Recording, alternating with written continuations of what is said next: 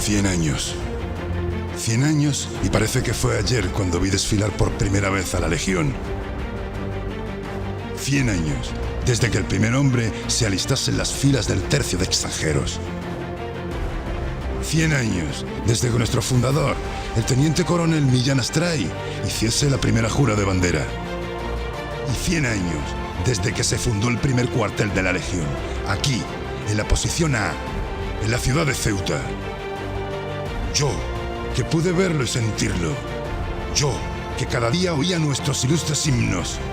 Yo, que siempre estuve aquí, bajo el sol, la lluvia o el viento y el manto de niebla que cada mañana cubre nuestra cuna. Os contaré qué proezas y heroicidades protagonizaron los valerosos legionarios en el transcurso de los 100 años que hoy se cumplen. Y esta es mi historia, la historia de todos los legionarios.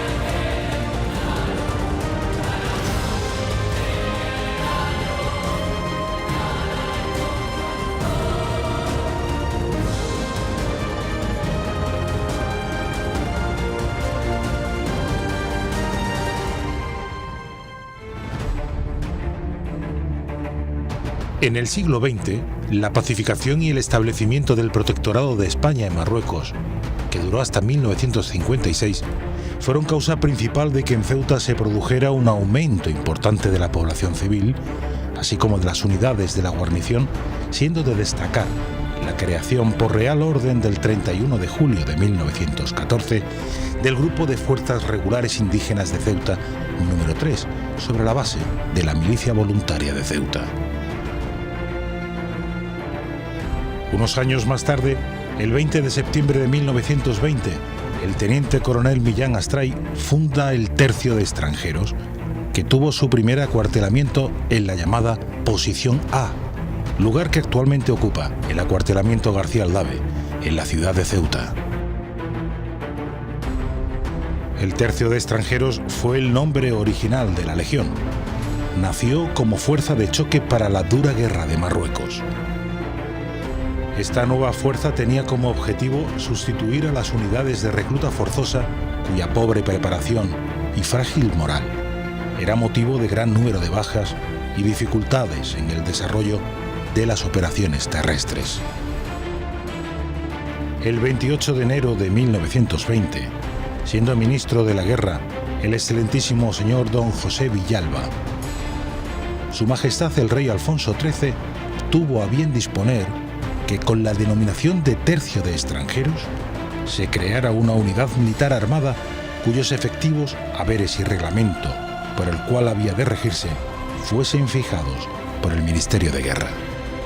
De esta forma, se veía convertido en realidad lo que comenzó siendo un proyecto del teniente coronel de infantería José Millán Astray.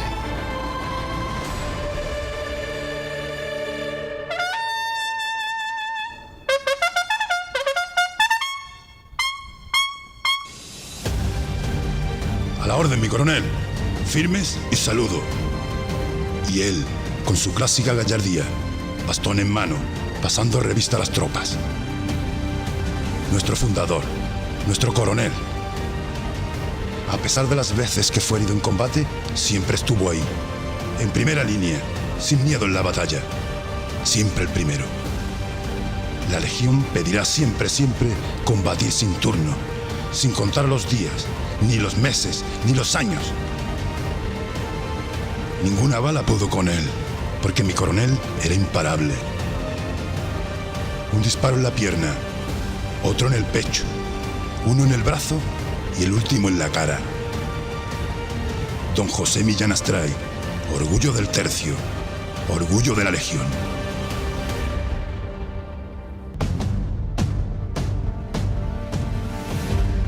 José Millán Astray y Terreros nació en La Coruña el 5 de julio de 1879. Ingresó a los 15 años en la Academia de Infantería de Toledo. Asciende al alférez con 16 años. Ingresa por primera vez en la Escuela de Estado Mayor al estallar la sublevación en Filipinas. Solicita suspender los estudios y ser destinado a la colonia. En el pueblo de San Rafael, en la Pampanga, recibiría su bautismo de fuego. Allí se defendió con 30 hombres del ataque y asedio de un importantísimo contingente de insurrectos tagalos. Desde el 30 de diciembre de 1896, el segundo teniente Millán Astray es ya un héroe nacional.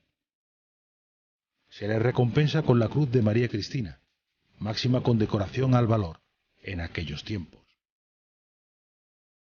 El 3 de junio de 1911 es nombrado profesor de la Academia de Infantería de Toledo.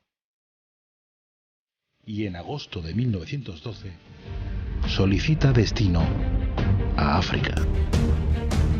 El ya capitán Millán Astray se distingue extraordinariamente en todas las acciones. En 1914 asciende a comandante por méritos de guerra y es destinado a Barcelona.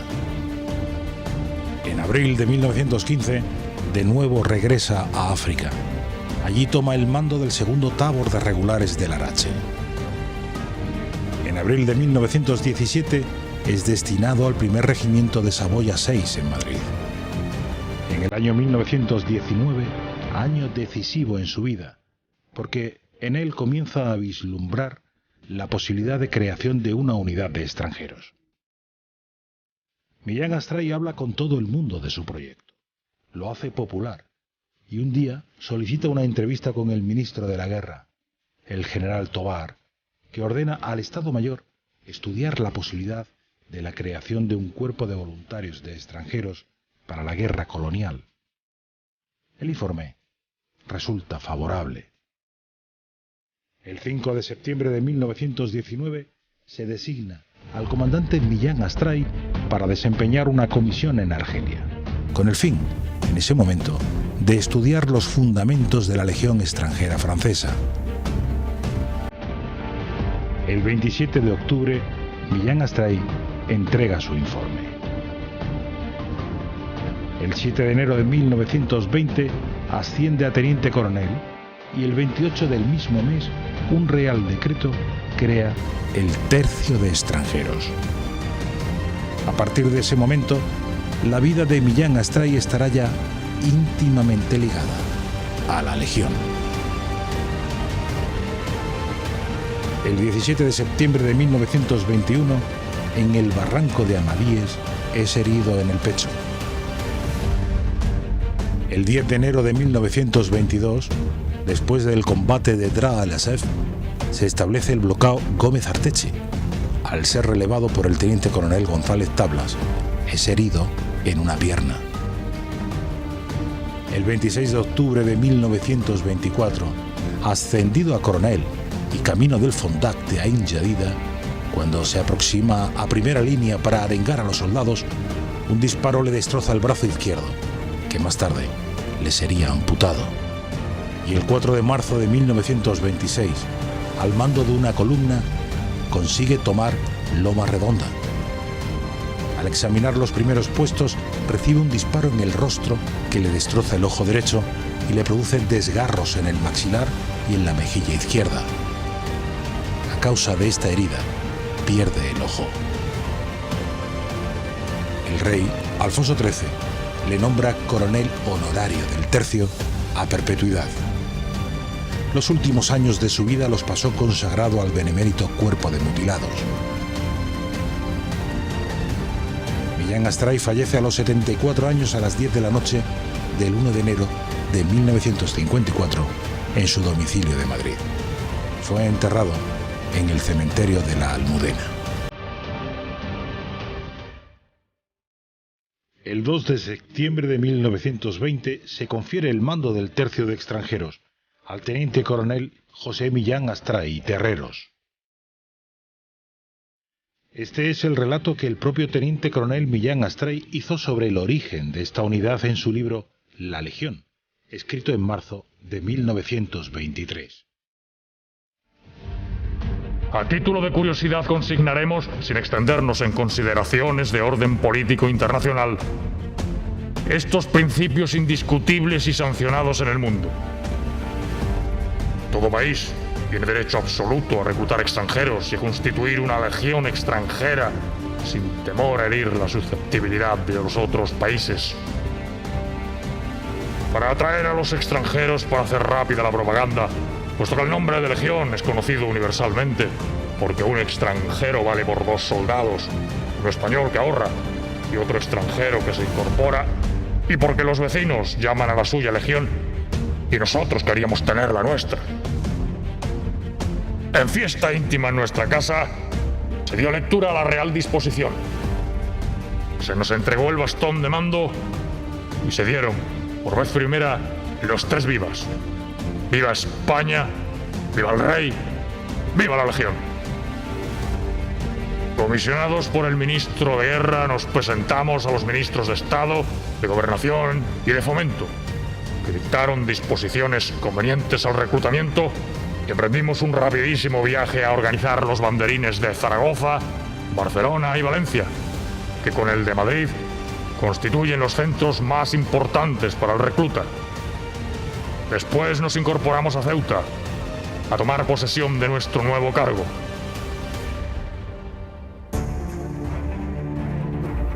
Se disponen banderines de enganche en Madrid, Barcelona, Valencia y posteriormente en otras capitales de provincia. El cuartel del Rey, en pleno Paseo de Colón de la ciudad de Ceuta, fue el lugar designado por el mando para la instalación de las oficinas de la Plana Mayor de Mando y Plana Mayor Administrativa, donde habrían de filiarse los primeros legionarios. El alistamiento quedó abierto a españoles y extranjeros sin mayores exigencias que ser sanos, fuertes y aptos para empuñar las armas, ofreciendo a cambio la posibilidad de hacer carrera militar en el seno de la Legión. El 20 de septiembre de 1920 se alista el primer legionario, fecha que se considera como la de la fundación de la Legión, por expreso deseo del fundador, que resalta así la importancia que desde siempre tiene el legionario. De nombre Carlos Espresati de la Vega, natural de San Roque y avecindado en Ceuta. Este legionario logró alcanzar los distintos empleos hasta sargento por méritos de guerra. Murió el día 23 de septiembre de 1925 en el heroico combate librado para la ocupación del monte Malmusi, después del desembarco de Alhucemas. Por ello, es el día 20 de septiembre el día considerado como aniversario de la creación de la Legión, cuando se alistó el primer caballero legionario, haciendo patente la importancia para la Legión del hombre de base, del legionario.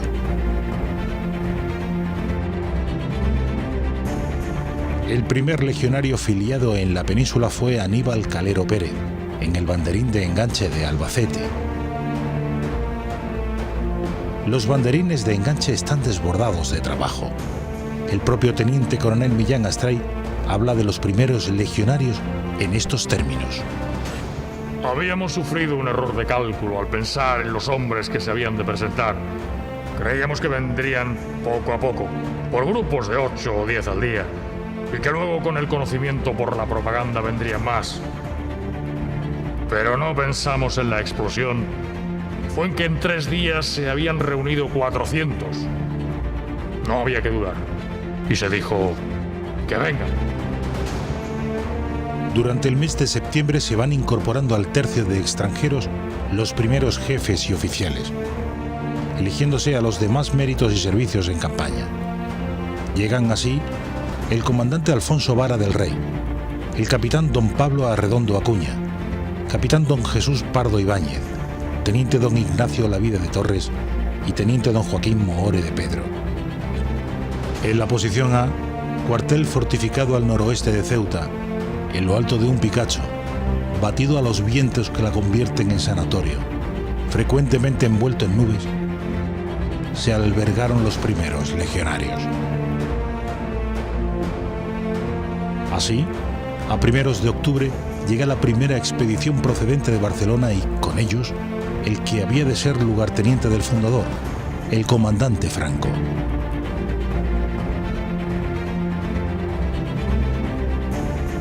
El comandante Piris Berrocal, en su Historial de la Legión, narra lo que aconteció posteriormente. Los nuevos legionarios fuimos trasladados al cuartel del rey. Allí en el patio aguardamos en posición de descanso hasta que suena la voz de «Firmes». Y aparece el teniente coronel, primer jefe, con su brillante uniforme y su gorro isabelino.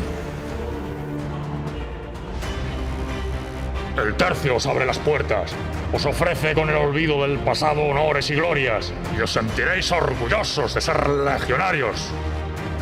En el tercio alcanzaréis el título de caballeros, se cotizará el valor como la más preciada de las virtudes, y podréis ganar galones, conseguir estrellas, pero a cambio de todo ello, tendréis una vida dura, difícil, vida de hombres, llena de constantes riesgos, fatigas y sacrificios. Pasaréis hambre, sed y sueño. Soportaréis la más dura de las jornadas y vuestra vida será un duro batallar.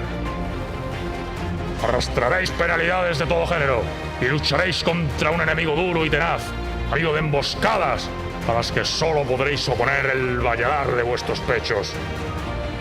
Los puestos más duros, más peligro y mayores riesgos serán para vosotros.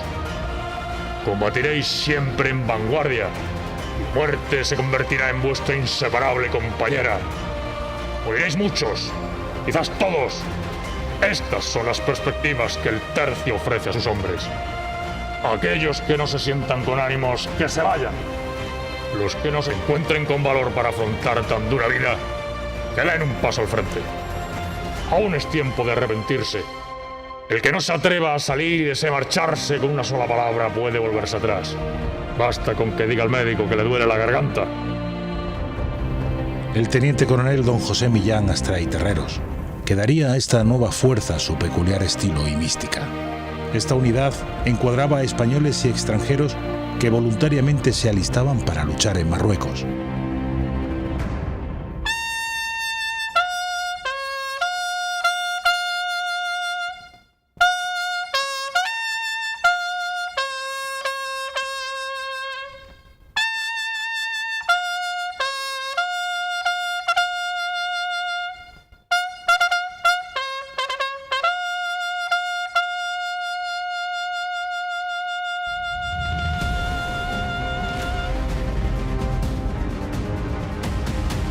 Tras las primeras incorporaciones de caballeros legionarios, se empezó a organizar lo que sería la primera bandera del tercio de extranjeros.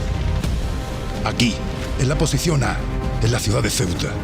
Por eso la llamamos la cuna, porque nos vio nacer. Las banderas, que en ese momento eran 3, trabajaron codo, con ilusión, disciplina y sacrificio, en la construcción de este primer cuartel. Un legionario no se quejará de fatiga, ni de dolor, ni de hambre, ni de sed, ni de sueño. Hará todos los trabajos, cavará, arrastrará cañones, carros, estará destacado, hará convoyes, trabajará en lo que le manden. 100 años después, aún recuerdo los primeros desfiles de aquellos caballeros legionarios frente a la ilustre bandera que porto hoy orgullosamente, la más gloriosa, porque está teñida con la sangre de sus legionarios.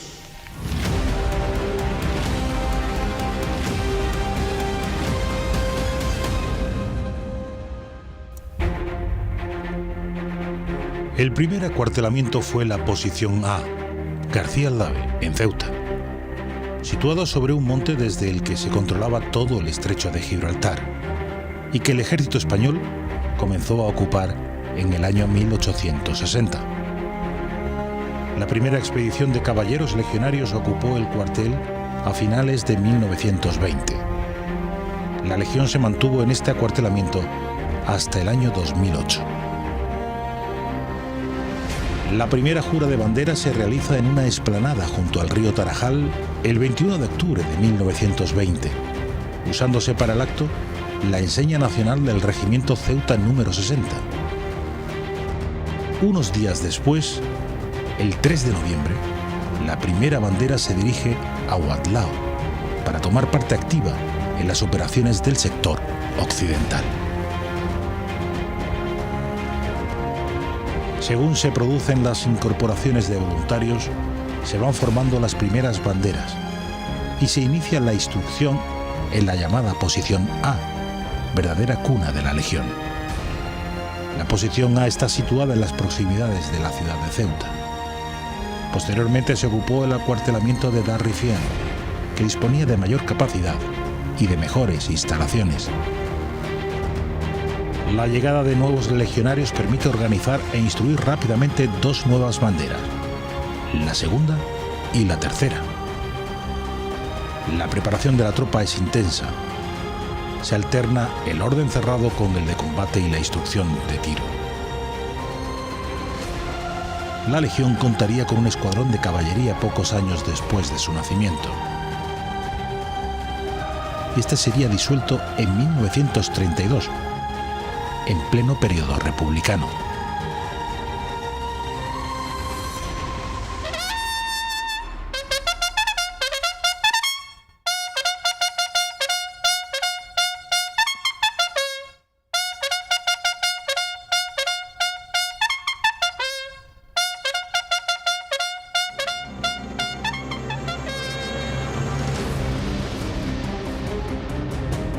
Y por fin, las primeras acciones en combate, al mando de nuestro teniente coronel, Millán Astray.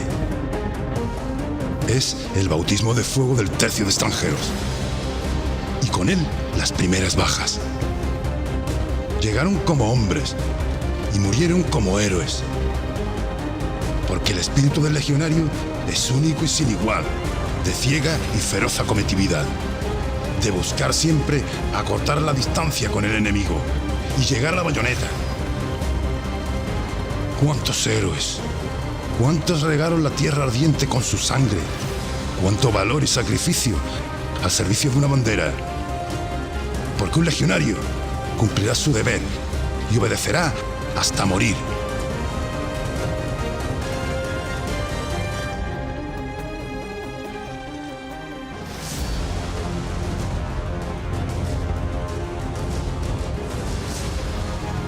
En el sector occidental se producen algunos incidentes armados que pueden considerarse el bautismo de fuego del tercio de extranjeros.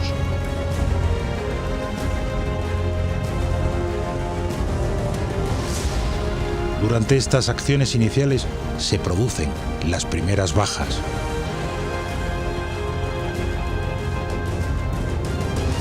El primer muerto en acción fue el cabo de la segunda bandera, don Baltasar Queija de la Vega, el 7 de enero de 1921.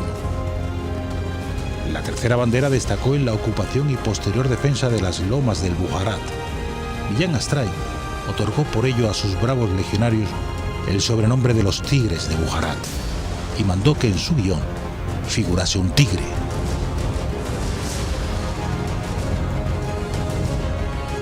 Tras los trágicos sucesos de Anual y el posterior derrumbe de la comandancia de Melilla, el peligro se cierne sobre la ciudad y la Legión acude a su ayuda y defensa. Se ordena el envío de la primera y segunda banderas en socorro de Melilla. Tras una épica marcha a pie hasta Tetuán, donde tomarían un tren con destino a Ceuta, y una apresurada travesía, se llega a Melilla, donde la población acoge con júbilo y esperanza a los que considera sus salvadores. Estabilizada la situación, se suceden los combates tratando de reconstruir la línea de defensa. Entre dichas acciones destacan el convoy de Casabona, la defensa del bloqueo de Dar Ahmed. En esa posición llamada por los legionarios Bloqueo el Malo, encuentran la muerte el cabo Suceso Terreros y los 14 legionarios que componen la guarnición. La toma de Nador, la acción de Ambar, donde encuentra la muerte el comandante Rodríguez Fontanes, jefe de la segunda bandera.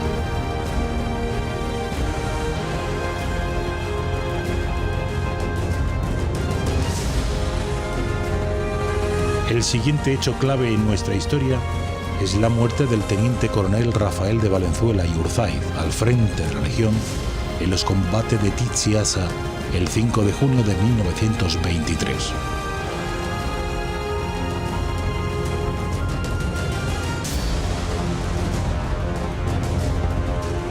Una vez estabilizado el sector oriental, el general Primo de Rivera decide acortar las líneas en el sector occidental, produciéndose el repliegue de Sauguen. En estas acciones destaca la Legión por ser siempre la unidad que se repliega en último lugar, brindando protección al resto de las fuerzas.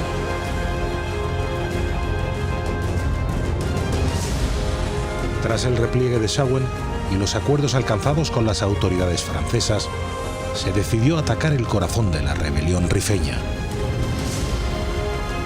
Las operaciones inician el 7 de septiembre de 1925 con el desembarco en la bahía de Alhucemas. La Legión participa en el desembarco con la segunda, tercera, sexta y séptima banderas. El coronel Franco asumió el mando de la vanguardia de la denominada Columna Ceuta. Una vez asegurada la cabeza de playa, los combates hacia el interior se suceden con crudeza.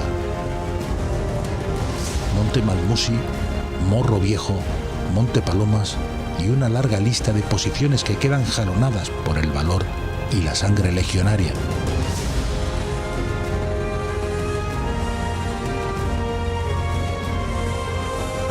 El 8 de septiembre de 1925, el hermano del rifeño Abdelkrim tomó una posición en el lado opuesto del protectorado, en Kudi Atahar, en los altos de Tetuán, con el objetivo de distraer a las fuerzas españolas que se disponían a desembarcar en Alhucemas. Allí, en Kudi Atahar, tuvo lugar el famoso combate de las Laureadas, al mando del comandante de la Legión, García Escámez. Por fin, tras años de dura lucha, se alcanza la total pacificación del protectorado mediante la paz de Bab Tasa, el 10 de julio de 1927. Y se cierra así el primer capítulo de la historia de la Legión. En estos años, el tercio de extranjeros pasó de ser un mero experimento a convertirse en una fuerza totalmente consolidada que creció hasta contabilizar un total de 9 banderas y un escuadrón de caballería. En un acto presidido por Su Majestad el Rey Alfonso XIII y actuando como madrina Su Majestad la Reina Victoria Eugenia, la Legión recibe su primera bandera de combate en Dar Rifien, el 5 de octubre de 1927.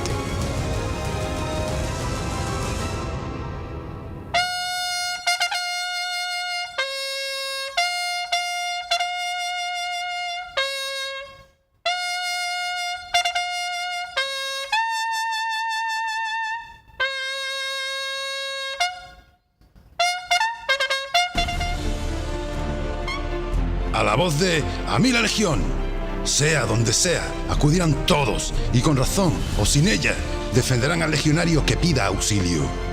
Este es nuestro credo, nuestro código de conducta, nuestra base espiritual, nuestra médula y nervio. 100 años después, la Legión trasciende en el tiempo. Y ser o haber sido legionario es pertenecer a una hermandad que te acompañará siempre.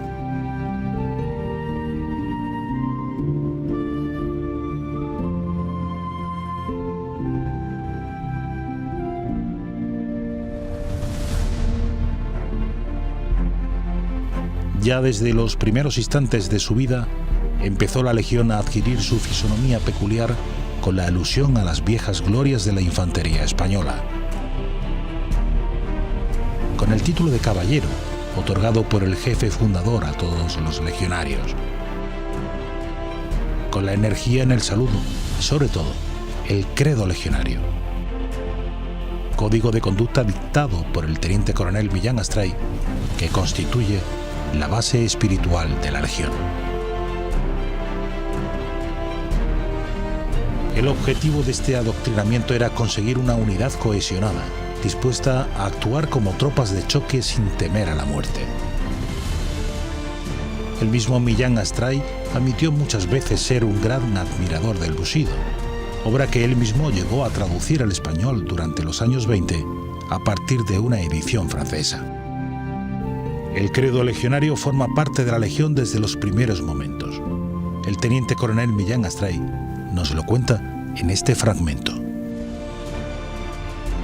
Escrito en el momento de exaltación del entusiasmo y de la fe, no tiene el más leve pulimento literario. Surgió espontáneo, como si dictásemos unas instrucciones cualesquiera. Sentíamos la legión, pensábamos en el espíritu militar y el de sacrificio. Queríamos que rindiesen culto al honor militar y al valor militar, que sugestionados con estos sentimientos, vencieran el instinto y no temiesen la muerte.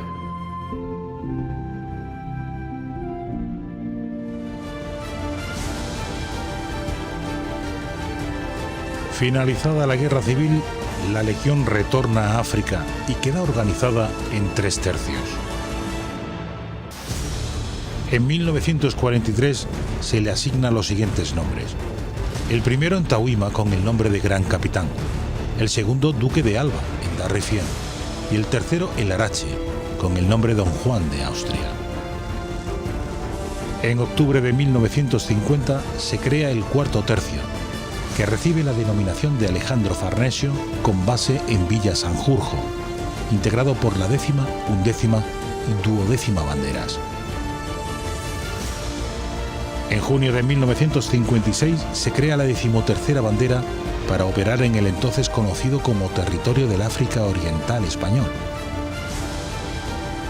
La presencia legionaria en la antigua colonia se inicia con el desembarco de esta bandera en Hassi Outman, en las inmediaciones de Layún, el 1 de julio de 1956, y permanecerá en ella hasta junio de 1969.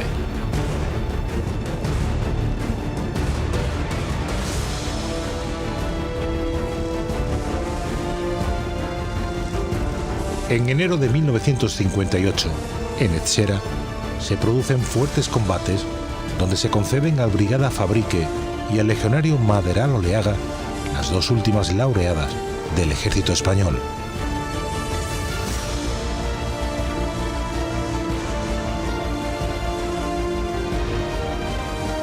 En agosto de 1958 se ordena el traslado del 3er y 4º tercios al Sáhara español y añaden a su nombre el apelativo de saharianos.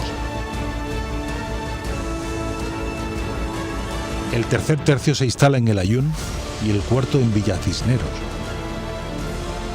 La situación política fue deteriorándose en los años 70 y el intento de invasión pacífica en la denominada Marcha Verde, el gobierno español decidió el abandono del Sáhara.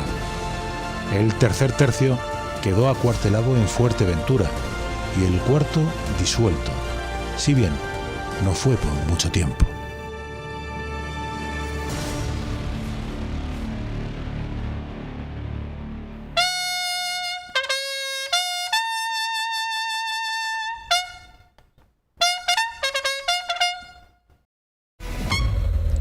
Cien años de historia de un cuerpo de élite, hasta llegar a nuestros días.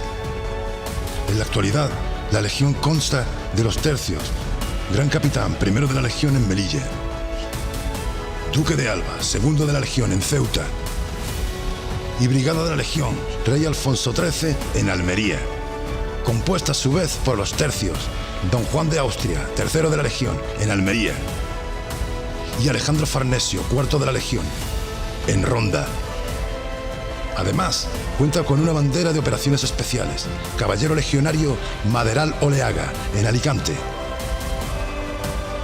100 años ya, con el sagrado juramento de no abandonar jamás a un hombre en el campo hasta perecer todos. Y todo empezó aquí, en Ceuta, en la posición A. Yo pude verlo, y así os lo cuento.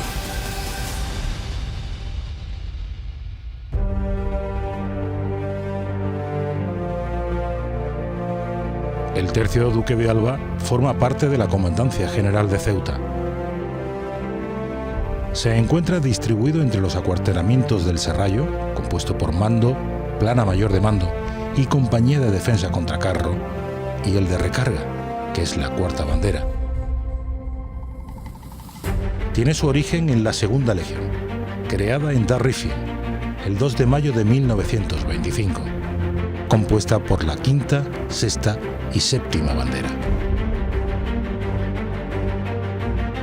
El hecho de estar formado por una de las banderas más antiguas le hace depositario de un gran historial, que se inicia en la Guerra de África y finaliza con su participación en operaciones de mantenimiento de la paz en Bosnia, Kosovo, Líbano e Irak.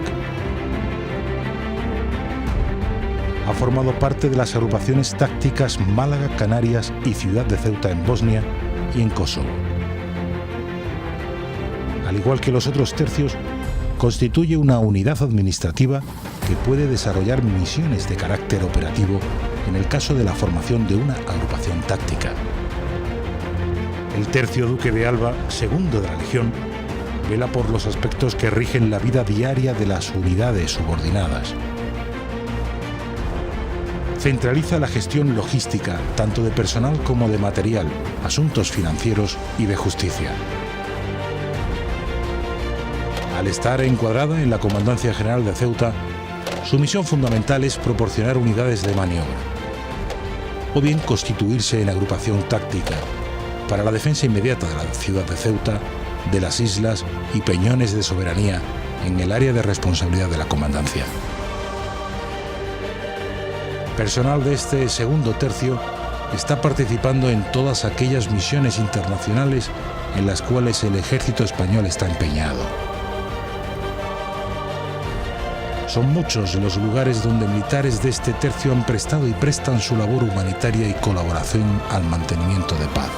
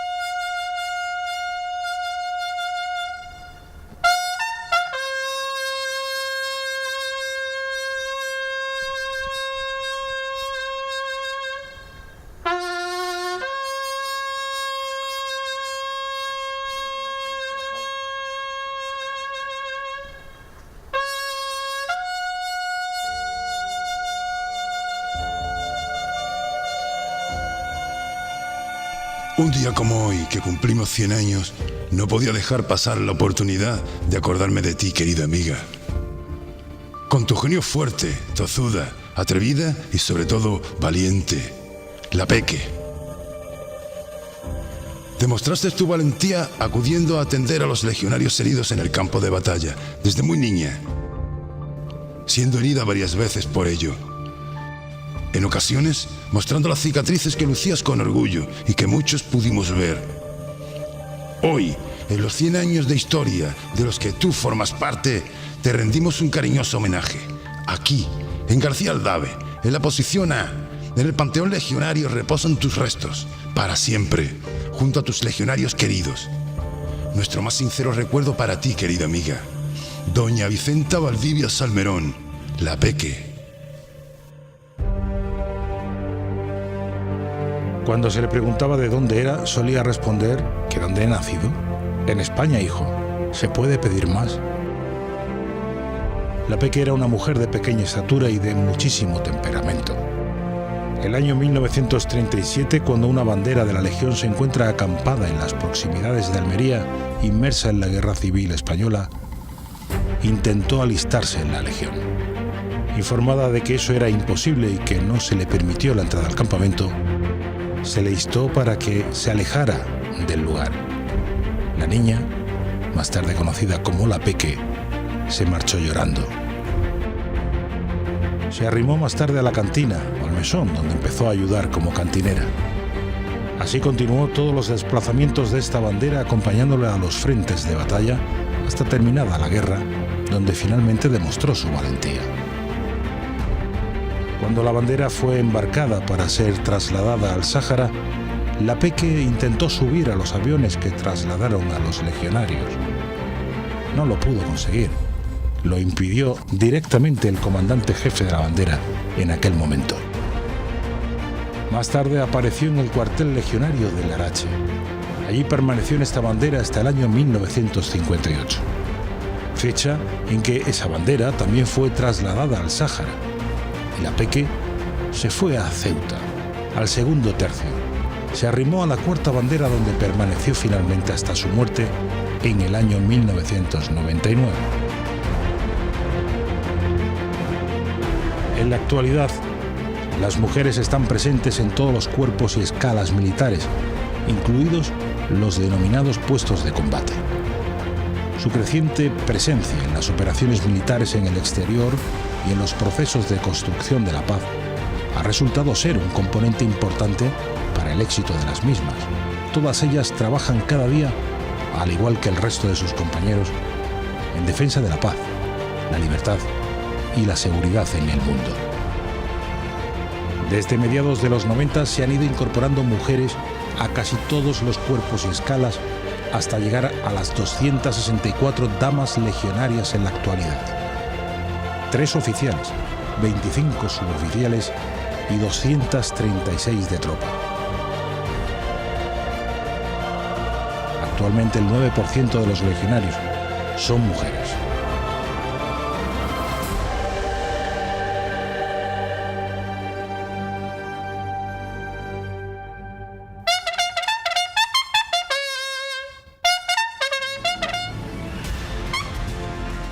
Desde aquí, desde la posición A, donde se albergaron los primeros legionarios, rodeada de montes. Ahí, al fondo, la ciudad de Ceuta, que nos acogió con los brazos abiertos desde el principio.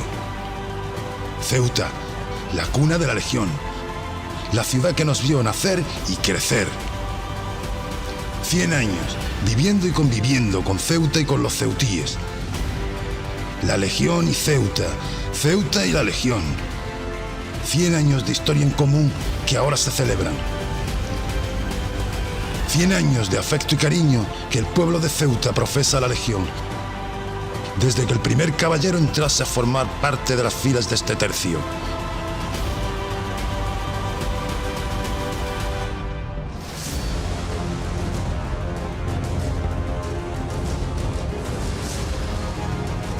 La estrecha vinculación que existe entre Ceuta y sus legionarios hunde sus raíces en los propios orígenes de la fundación del tercio, en cuyas primeras normas, que constituyeron el régimen jurídico de su creación, ya se aprecia de forma inequívoca e indubitada el empeño expreso, firme y decidido de Millán Astray de hacer de Ceuta la cuna de la Legión.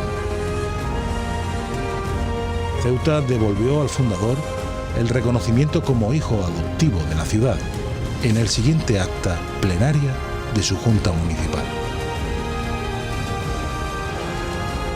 El Pleno de la Junta Municipal de la siempre noble, leal y fidelísima ciudad de Ceuta, en sesión celebrada en el día de hoy, 17 de marzo de 1930, haciendo justicia a los méritos que concurren en el excelentísimo señor general don José Millán Astray Terreros, bizarro paladín de nuestra bandera en estas tierras africanas, en las que los jirones de su carne nos dejó el fruto de su esforzado espíritu plasmado en la heroica Legión, acordó por unanimidad nombrarle hijo adoptivo de la misma. Firmado el presidente don José Enrique Rosende Martínez.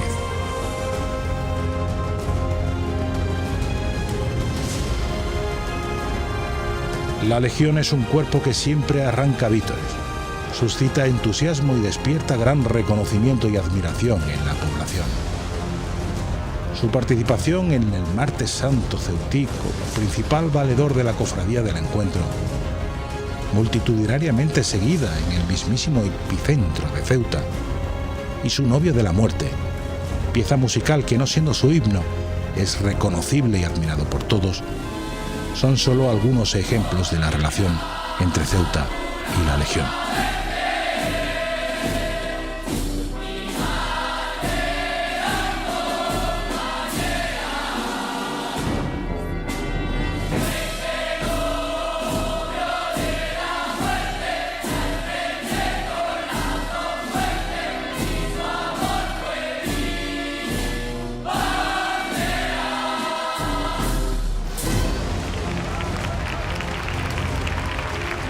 los emotivos sábados legionarios en García el Nave, motivo de orgullo para los ceutíes, que aúna en un solo acto el amor a España y el permanente recuerdo a los caídos, con más de 10.000 legionarios fallecidos en acción y más de 40.000 heridos, jalonan su gloriosa historial con 22 laureadas individuales de San Fernando y 7 colectivas, además de 210 medallas individuales y 21 colectivas que se ganaron los legionarios.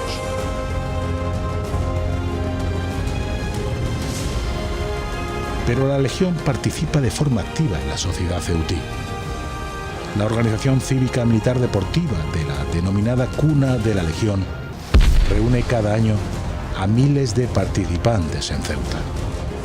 Esa forma de entender a Ceuta como una de las sedes de referencia legionaria hace que la Legión ponga en valor su nombre como ciudad española y como su cuna.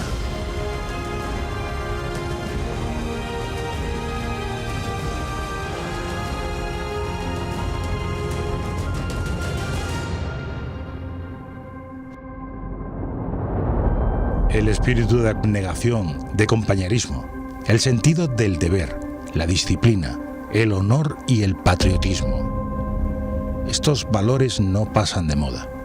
Se convierten en una fuerza motriz para hacer que la Legión sea hoy lo que es. Una unidad de vanguardia que da prestigio a España en las muchas misiones que en favor de la paz lleva a cabo.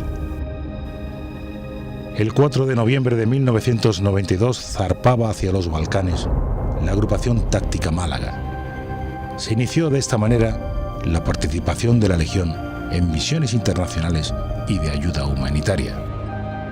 En todas estas misiones, la Legión ha sido la vanguardia del ejército español, desplegando en primer lugar y contribuyendo a garantizar el establecimiento de un entorno seguro, así como proteger y proporcionar el reparto de ayuda humanitaria a miles de refugiados, pagando también un alto tributo, con 5 muertos y numerosos heridos.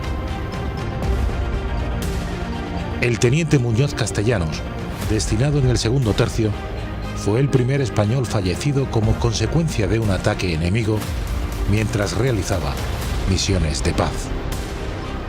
La Legión ha obtenido el reconocimiento nacional e internacional, plasmado en multitud de felicitaciones oficiales y distinciones, entre las que destaca el Premio Príncipe de Asturias de la Paz a las agrupaciones tácticas Málaga y Canarias, Operaciones de Paz el 14 de septiembre de 1992, del Consejo de Seguridad de Naciones Unidas, en la Resolución 776, disponía el envío de fuerzas multinacionales en su misión humanitaria a Bosnia-Herzegovina, donde el horror de la guerra y el sufrimiento de la población civil habían hecho acto de presencia unos meses antes.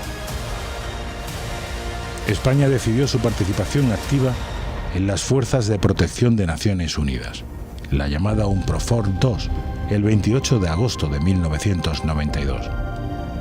En pocas semanas debía estar dispuesta una unidad de 1.000 hombres que uniera profesionalidad y preparación para afrontar el ambiente de riesgo e incertidumbre en los que se iba a desarrollar la misión. La configuración de las Fuerzas Armadas Españolas en aquellos años, mayoritariamente de soldados de reemplazo, apuntaba a la Legión como única unidad capaz de cumplir todos estos requerimientos.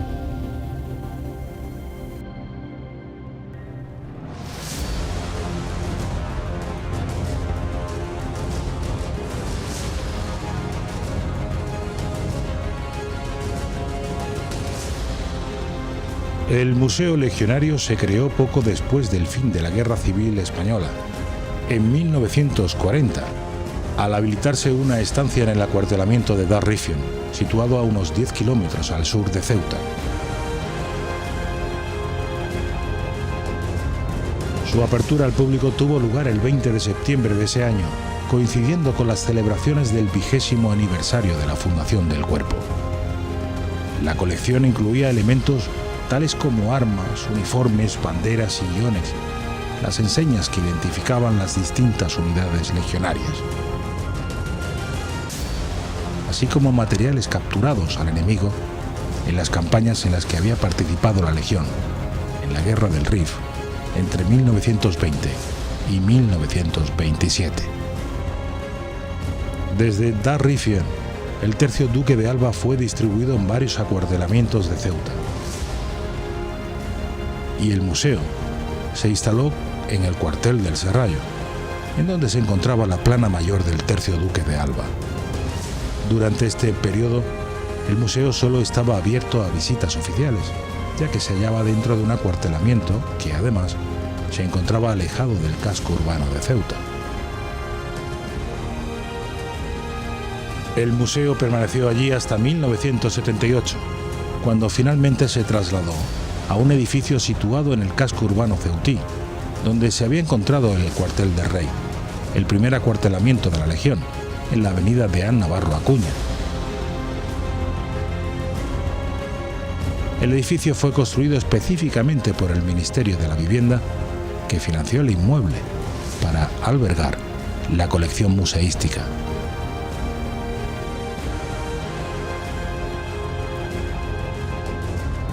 El museo se dispone en 4 salas, la entrada y el recibidor. Cuenta con 1000 metros cuadrados de superficie de exposición distribuidos en 3 plantas.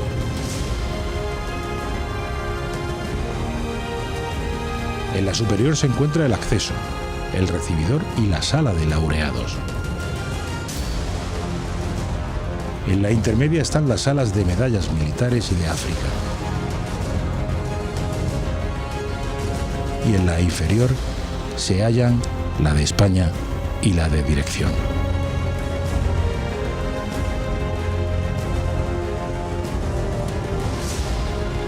La colección consta de unos 1750 objetos que dan fe de los 100 años de historia de la Legión.